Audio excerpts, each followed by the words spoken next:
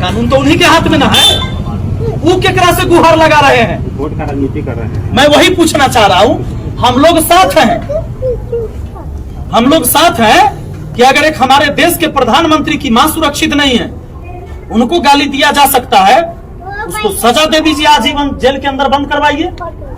तो आखिर आपके लॉ में इतने दिन से यह व्यवस्था क्यों नहीं है कि गाली देना एक अपराध है? तो थानों पर से बिल करावे के जरूरी ना है, किसी को गाली दे दीजिए तो FIR नहीं है, जबकि मानसिक रूप से चोट तो पहुंचाए। आज हमारे मोदी जी दुखी हुए इस बात से, हुए हैं कि नहीं हुए हैं? जब देश के प्रधानमंत्री को इस बात का पता है तो फिर कानून क्यों नहीं है? आज कानून बने और उस व्यक्ति को अभी से ऊपर पर लागू करवा दिलवा दीजिए फांसी। पूरा देश साथ है। आपको जनता से अब हम तो पहली बार देखे हैं कि सरकार में रहने वाला व्यक्ति रोड बंद किया है, इतिहास है पहला बार। आप कौन प्रशासन से मदद मांग रहे हैं? जैसे हो कि जो सरकार उनकी है और जिसकी सरकार नहीं है उनका बात नहीं माना जा रहा है। न प्रशासन सुन रहा है, न DM सुन रहा है, न SP सुन रहा है, न कोई मंत्री सुन रहा है। तो लोग जाता है रोड बंद करता है कि भैया सरकार सुनिए, ऊपर के बैठल है वो सुनिए हमारी बात, अधिकारी को भेजिए। अरे आप मोदी जी, आप प्रधानमंत्री हैं, जखनी अधिकारी को भेजिएगा दौड़ल जाएगा और आप पकड़ के लाएगा, हाजत में बंद कीजिए उसको। वो अपराधी है। कैसे मेरे देश के प्रधानमंत्री को गाली दे सकता है? पूरा देश आपके साथ है, फांसी पर चढ़वाइए। काहे नहीं चढ़वाइएगा? एक पर जवाब दीजिए। जेल में काहे नहीं उसको बंद करवाइएगा? इसकी जवाब दीजिए। और अगर व्यवस्था कमजोर है तो किसकी वजह से? 11 साल से आप हैं। वो लड़का तो पहले छोटे रहा होगा। आखिर कैसी शिक्षा समाज को मिल रहा है कि गाली एक देश के प्रधानमंत्री को दे दिया? और शिक्षा व्यवस्था तो आपके हाथ में है। सरकार भी आपके ऊपर कैसे वो गाली दिया? देश के जब 7,000 स्कूल आप बंद करवा दिए या मर्ज करवा दिए सरकारी स्कूल, तो फिर गालियां सीखेगा, वो कट्टे खरीद के लाएगा।